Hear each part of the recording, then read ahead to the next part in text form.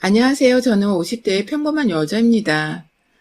저는 꽃을 다루는 일을 하고 있는 플로리스트입니다. 이 분야에서 배우기도 일찍 배웠고, 남의 집 가게에서 알바하며 내 돈 마련에 내 가게 차린 게 벌써 30년이 되어 가네요. 일이 그닥 바빴던 것은 아닙니다. 직업의 특성상 주 재료인 꽃을 사기 위해 새벽 일찍 시장을 주기적으로 나서는 것이 가장 일이라면 큰일이었고, 그 외엔 가게 안에서 꽃을 만들면서 나름 시간적인 여유를 늘 갖추며 살아왔어요. 제 가게를 사무실, 그리고 휴식의 공간으로 생각하고 찾아주는 주변 이웃이나 친구들 덕분에 꽤나 많은 사람들 간의 추억을 남긴 곳이기도 했습니다. 저는 딸들이 둘이 있어요. 제 나이가 50이 넘었다 보니 저희 애들도 벌써 대학 다 졸업하고 자기 밥벌이는 알아서 잘하는 직장인이 되었습니다. 아이들이 어릴 적에는 엄마의 손길이 많이 필요로 하기 때문에 제가 육아에 보다 많은 비중을 쏟으며 살았는데요. 제 꽃집이 있다 보니 이 가게는 저의 일터이자 아이들을 코앞에 두고서 지켜볼 수 있는 저만의 작은 키즈 카페 혹은 집이 되었었어요. 학교 끝나면 엄마 하며 가게 문을 열고 들어오던 딸아이들이 나이를 조금씩 먹어가면서도 엄마의 꽃집을 어릴 적 흙놀이하며 놀았던 놀이터 마냥 좋아라 했고, 그렇게 찾아와 제가 꽃 만지는 모습을 보며 호기심 가득한 눈으로 쳐다보던 아이들의 얼굴이 사랑스럽기도 했어요.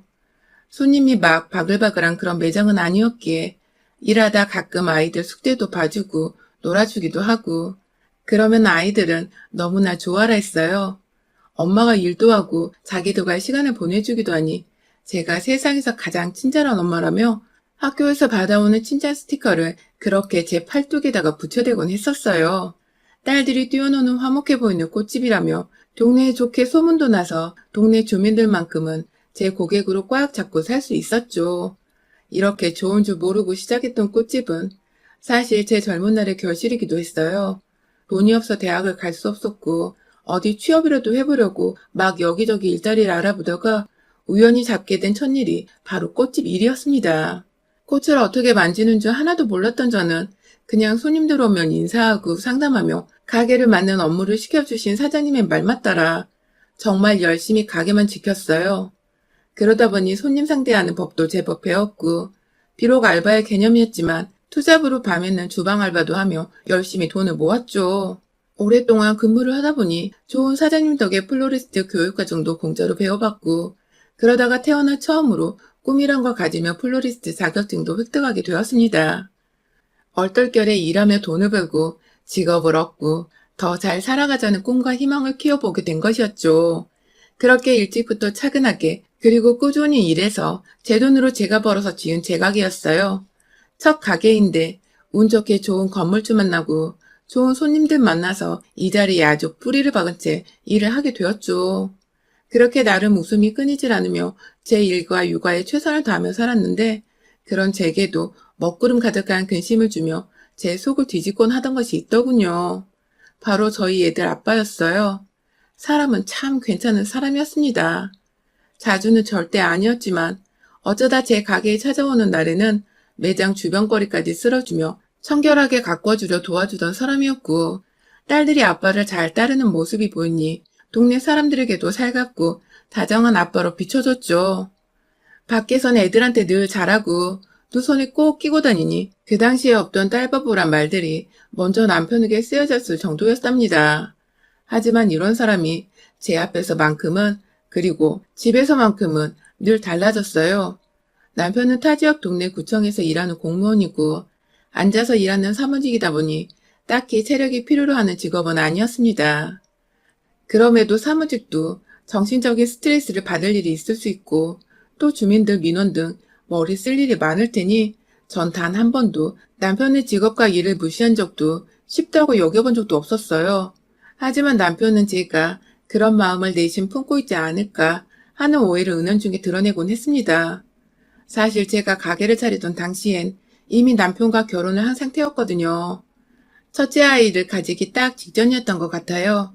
결혼을 했다고 해서 남편의 도움을 받은 것도 아니었고, 오로지 제 발품을 팔아 가게를 알아보고 돈을 지불해 인테리어까지 다 마친 제 손으로 거쳐간 가게였습니다. 옆에서 남편은 단지 콧방귀 좀 꼈던 것 같아요. 와이프가 꽃집 한다는 소리를 꺼내기 좋아했던 남편은 그저 남들 눈에 저희 부부가 어떻게 비춰지는 것에만 흥미가 있었을 뿐, 정작 제겐 여자가 꽃 팔아서 얼마나 벌어 남기겠냐며 장사를 시작하기 전부터 힘 빠지는 소리를 해댔어요. 뭐 다행히 제가 이런 실없는 소리를 듣고 상처부터 받는 성격이 아니었던지라 좋게 좋게 무시하고 넘어갈 수 있었고요. 그런데 장사를 시작하고 한 1년 정도는 정말 사람이 좀 뜸했지만 제가 요즘 애들이 하는 페이스북이나 카카오 스토리도 없던 그 당시에 전단지 돌리고 혼자 꽃꽂이 강의 거리들을 발품 팔아 찾아다니면서 일거리를 억지로 만들고 차츰 얻어오다 보니 남편보다는 더 벌게 되더라고요. 아무래도 그 시절 공무원 월급보다야 비록 꽃 파는 일이라도 사업에서 키워가던 제가 더 여유롭게 벌어올 수 있었던 거죠. 그러자 남편은 저 때문에 기가 죽겠다는 죽는 소리를 자주 꺼내기 시작했어요. 저 하나로 인해 돈 벌 기분이 안 난다고. 남자가 기껏 밖에서 열심히 일을 해와도 꽃이나 파는 여자보다 못 번다는 사실을 누가 받아들이겠냐며 술을 마셨다 하면 집 앞에서 제 욕을 하느라 현관 문턱을 넘지 못했어요. 남들은 와이프가 돈을 잘 벌어오면 그렇게 예뻐 죽겠다고 하던데 우리 집은 왜 사랑하는 사람을 두고서 이리도 얄팍한 자존심부터 내세우고 있는지 이해하기 사뭇 힘들었습니다. 자연스레 아이를 임신했는데도 남편은 겉으로만 돌았고 큰 딸아이는 태어나서도 한참을 아빠에게 관심도 받지 못한 찬밥 신세가 되었어요. 아이에 대한 남편의 무관심이 어느 순간 다 저 때문인 것 같더군요. 제가 일을 해서 남편의 자존심이 긁혔고 그 때문에 내 새끼가 아버지로부터 외면을 받는 게 아닌가 싶어 오만 가지 죄책감에 사로잡히기도 했었습니다. 그러다 남편이 조금은 나아지는 사건이 발생했어요. 철밥통이라는 그 공무원 남편이 일하다가 정말 거의 잘릴 뻔한 적이 있었거든요.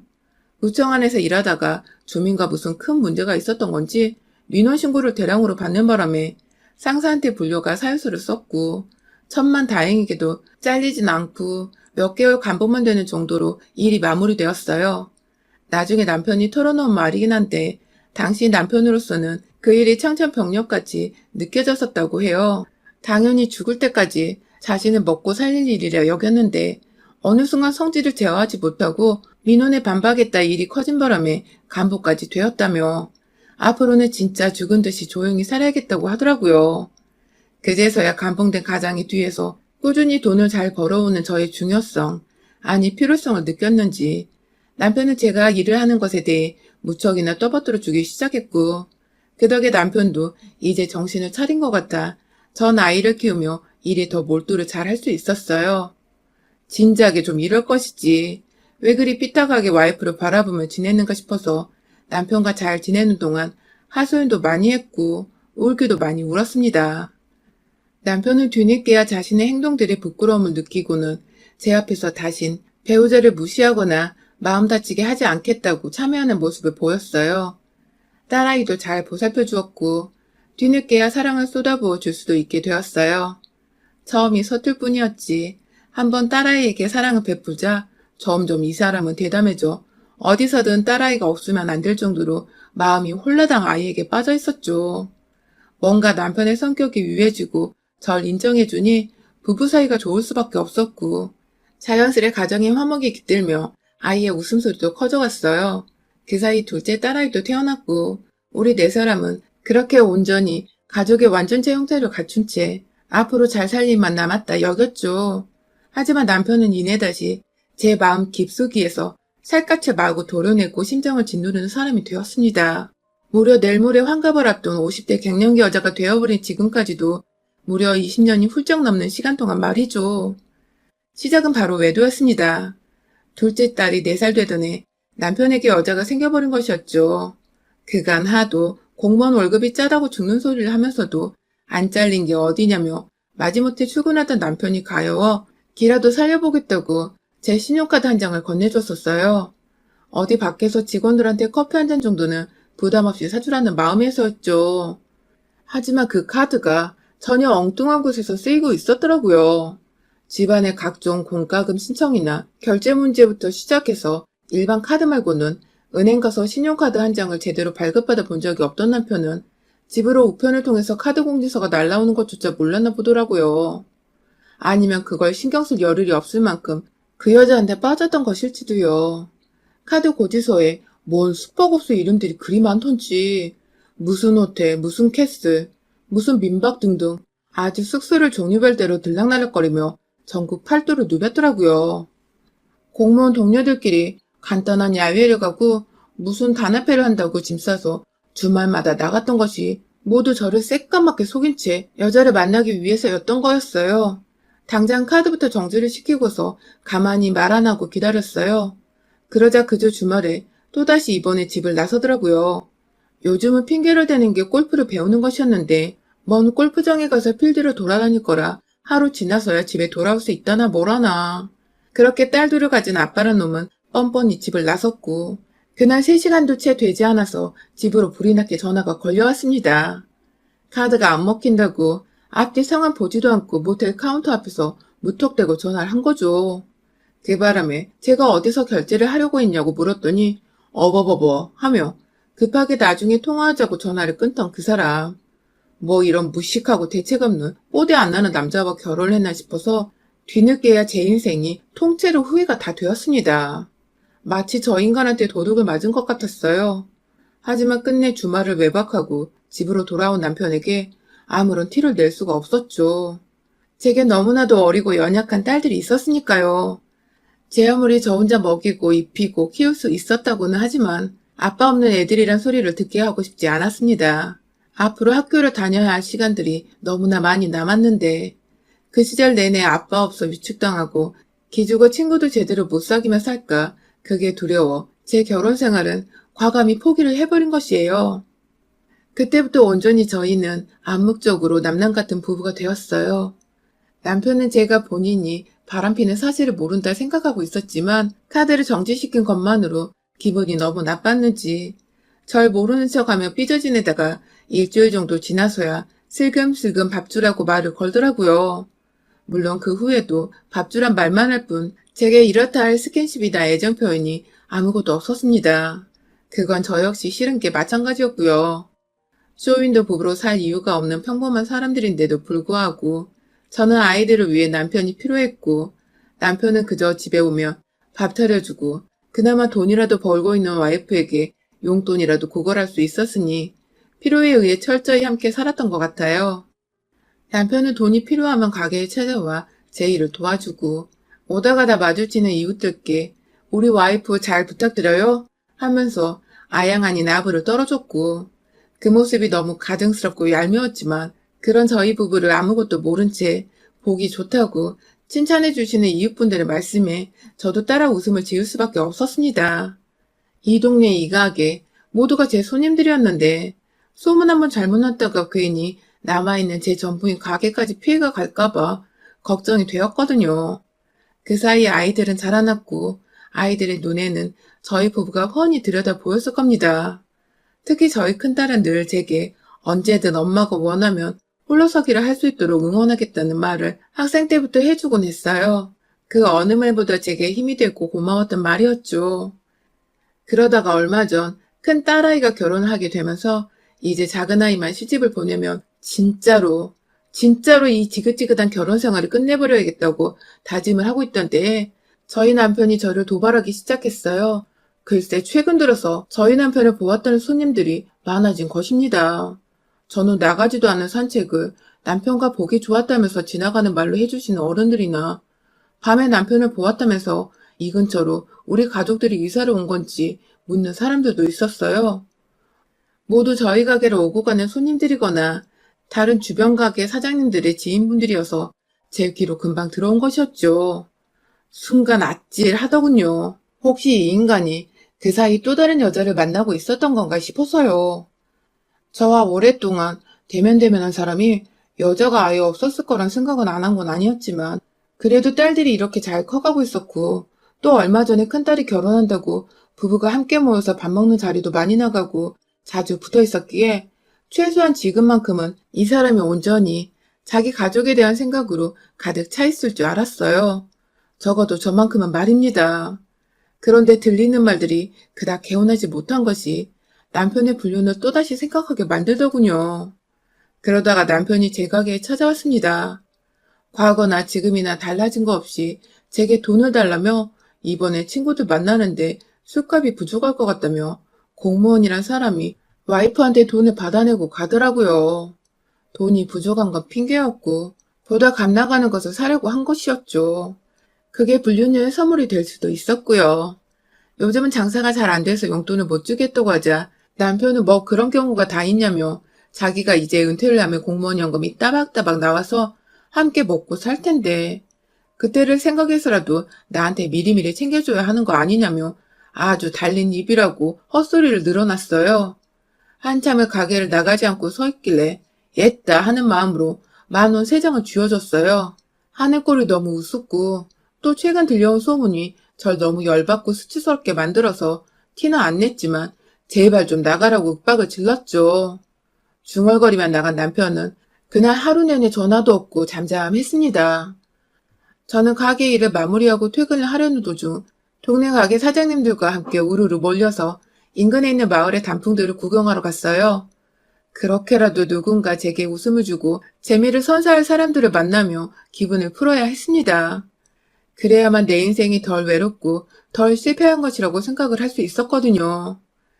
그렇게 사장님들과 예쁘고 알록달록한 막 빛깔이 만개한 듯한 단풍들을 구경하며 길다랗게 느려진 빌라촌의 큰 길목을 천천히 걷고 있었는데요. 한 여사장님이 갑자기 어? 어? 하는 거예요. 사람들이 졸지에 다 같이 사장님이 가리키는 방향으로 고개를 돌렸고 그 바람에 저도 뒤에서 대화를 하던 도중 그곳을 쳐다봤죠. 그리고 이내 고개를 떨굴 수밖에 없었습니다. 그곳에는 바로 저마저도 처음 보게 된 저희 남편의 세컨드가 남편을 바라보며 사랑해 주겠다는 표정으로 환히 웃으며 손을 꽉 잡고 걸어오고 있었어요. 저희 방향으로 말입니다.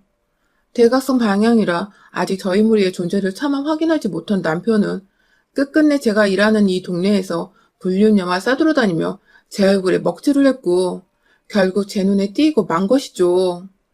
사장님들은 일제히 저를 쳐다봤고 놀란 사람들 사이에서 전 심장이 아파오는 걸 느꼈어요.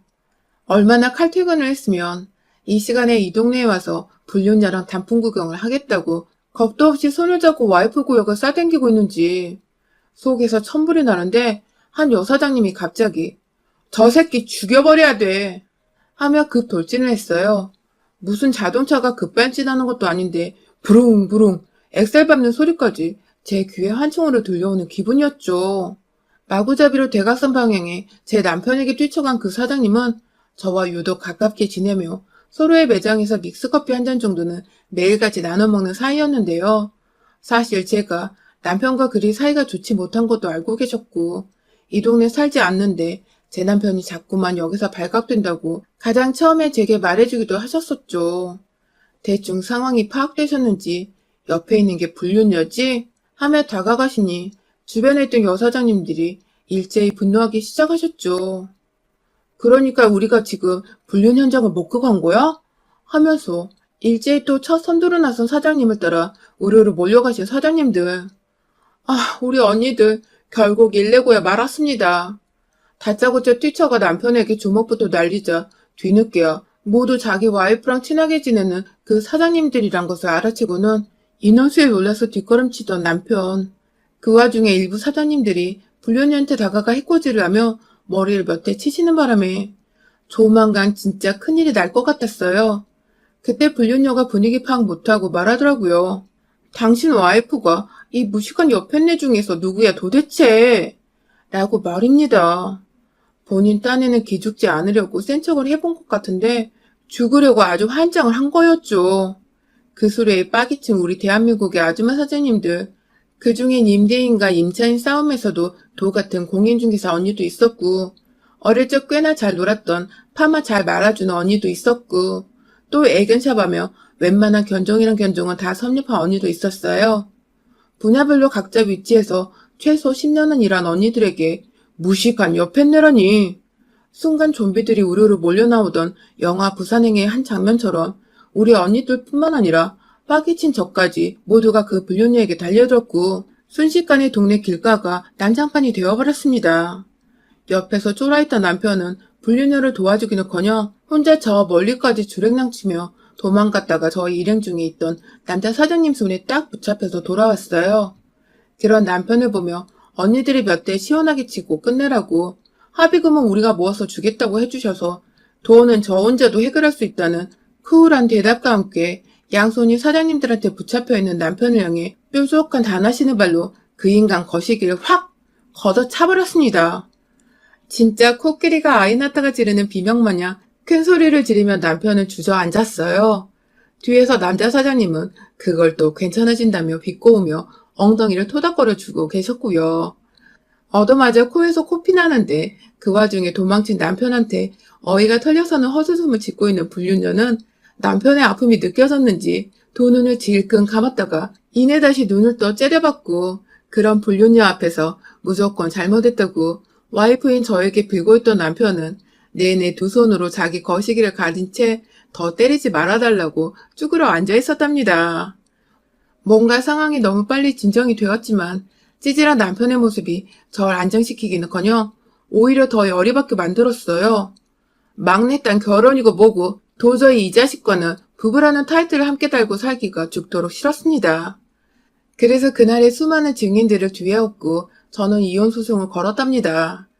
남편에게 위자료 소송을 걸고 그간 용돈을 준 금을 제가 생활에 보탬이 되었던 것까지 싹 다 수고로 쳐서 남편이 공무원으로 받아낼 연금을 나눠 갖게 할 재산분할 소송도 걸었어요. 차마 공무원이라 파면을 시키고 싶었지만 딸들을 생각해서 정말 망나니 아빠가 되는 것만큼은 마지막 배려로 참아줬습니다. 대신 전 받을 거 다 받고 가게 일은 열심히 하며 그 와중에 상간녀한테도 위자료 소송을 걸었고요. 글쎄 알고 보니 불륜녀가 최근 제가 사는 동네로 이사를 왔더라고요. 그 바람에 불륜녀 집에 들락날락 한다고 남편이 동네 사람들 눈에 자주 띄었던 것이었고요. 와이프가 활동하는 주 범이란 걸 알았으면 미리미리 조심을 했어야 하는데 얼마나 와이프 알기를 우습게 알았으면 대놓고 단풍 본다고 불륜녀 손을 잡고 활기를 쳤나 싶어 솔직히 이 인간 인생을 확 다 조져버리고 싶었답니다. 하지만 이미 월급은 월급대로 불륜녀한테 써버리고 믿을 건 연금밖에 없었던 우리 공무원 남편 놈의 그 연금을 제가 가져오게 된 것만으로 전 뭐 할 건 다 해본 기분이네요. 여러분의 생각은 댓글로 남겨주세요. 오늘도 시청해주셔서 정말 감사합니다.